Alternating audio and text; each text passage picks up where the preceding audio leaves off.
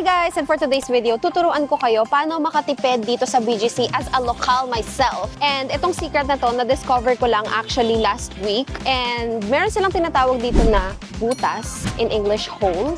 And dito, bumibili lahat ng mga workers or if gusto mong makatipid kasi marami silang karinderya and mga street foods doon. Tara, join me.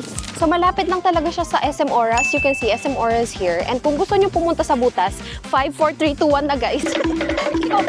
So welcome to Butas guys! At dito din ako hahanap actually ng pwesto ko or place, location for my Siomai King franchise. Let's go! So it's a whole community here guys, as you can see. Si ate nagtitinda ng, ano ba yan ate? Pinya, pineapple, for the, Tapos meron din mga street foods dito, 'di ba? Mga banana Q, mga merienda, ganon, turon, ulam din meron. Pero ito, dito talaga ako bumibili kasi malaki siya and nakakain na din ako dito. May indoor seating sila. So, let's go.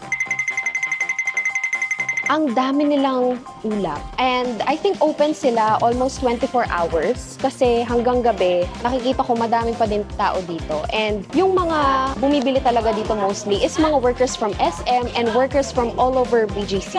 Let's see what the ulam is and kailangan bumili tayo. Siyempre, nanggulo tayo dito, diba? So, ito ang mga sample ng ulam nila. Ano yan? Ate ko, ano yan? Hindi natin alam, so skip natin pero mukhang masarap. Adobo. Charis, hindi yan adobo. Paksiw. Lechon paksiw. Gawa-gawa. Alam mo, alam talaga. Pinaka-favorite ko dito, alam mo kung ano? Yung lechon kawali. Ang sarap talaga. Check natin. Oh, eto yon. Ito ang lechon kawali ng Butas. Actually guys, hindi ko alam kung Butas talaga ang tawag. Kasi hindi ko alam kung sino nagtawag ng Butas. Basta sabi Butas na lang kasi parang nasa loob siya ng BGC. Pero may portal, parang Narnia. Diba? Narnia ang dating. Yon. Hi ate ko. Yan, dito ako bumibili sa kanya lagi. Anong pangalan mo ate? Jane. Jane. Puntahan niyo si ate Jane dito. Masarap ang kanyang lechon kawali. Pa-order nga po ako ng lechon kawali ate. Last madam. Okay? Ang OA mo. Ano lang, isang order. Tsaka ano pa ba? May nilaga ba kayo? Sinigang baboy. Sinigang, isang sinigang. Tapos as you can see guys, merong indoor seating. Hanggang taas ba to ate ko? Hanggang taas, di ba? So, meron talaga siyang space to eat here inside, di ba? May mga banana din. Sa mga mahilig sa banana, o, tignan natin yung banana. Chanas! May mga drinks din sila. So, if you're gonna eat here, dine in, meron kayong drinks dito, di ba? Ang perfect, but guys, sa mga mahilig mag-credit card dyan and mag-Gcash. Gcash meron, pero walang credit card. Cash lang at Gcash, okay? May rice yan, dalawa. Ate, anong pangalan ng karinderya niyo? Vicos Canteen. Puntahan nyo dito, Avicos Canteen, guys. Ate, sino pwede makausap kung pwede kaming mag-sublist dito ng siomai? Hindi ba pwede? Wala kasi yung anak niya may pinuntahan. Ah, may pinuntahan. Mamaya na lang, no? Sige pa. Ah. Salamat! Di magkasya sa wallet. Thank you so much, ate ko. Bye! Tara guys, labas naman tayo. Check natin yung iba. Tapos ito naman guys, may mga tinda din sila. Ate, anong pangalan mo? Marisa po. Si Ate Marisa, nagtitinda din siya ng mga street foods. Kakanin, 'di ba? Mga merienda. Alam nyo, guys, ang dami kong nakikita na nagbibitbit ng plastic na ganito. Tapos sobrang na curious ako saan galing yun. So finalo ko. Stalker ang dating. So ganun ang story. Thank you, ate. Tapos dito din naman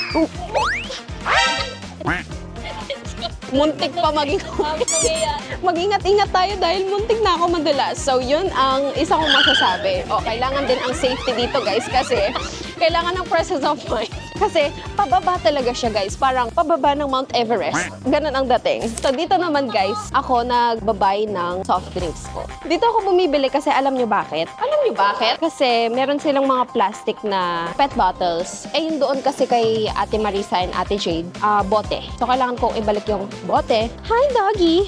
Madami ding stray dogs dito. This is their area. This is the hood, baby. Ayan, madami ding sari-sari store as you can see. May mga hopya din, kakanin. O, diba? Ate, magkano po yung kakanin nyo dito? 15. Ano yung 15? 15, diba? O, ano ka? 15 pesos? Saan ka makakahanap ng ganun sa BGC? Dito lang, diba? Tapos, eto, actually, guys, dito ako madaming nakikita na pumipila.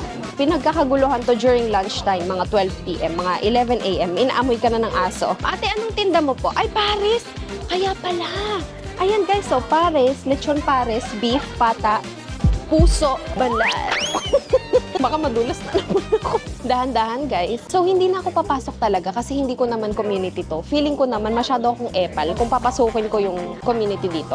Pero meron ding mga snack house, 'di ba? Meron ding sari-sari store dito. At eto na yung community area. May mga bahay na diyan. Ako naman pumasok ako dito parang chismosa lang kasi na hindi nagvo-vlog. So nakita ko yung mga iba't ibang bahay. So ibig sabihin may community talaga sa loob. Yun lang. Thank you for joining me guys. Kakain na ako ng lechon kawali. Bye!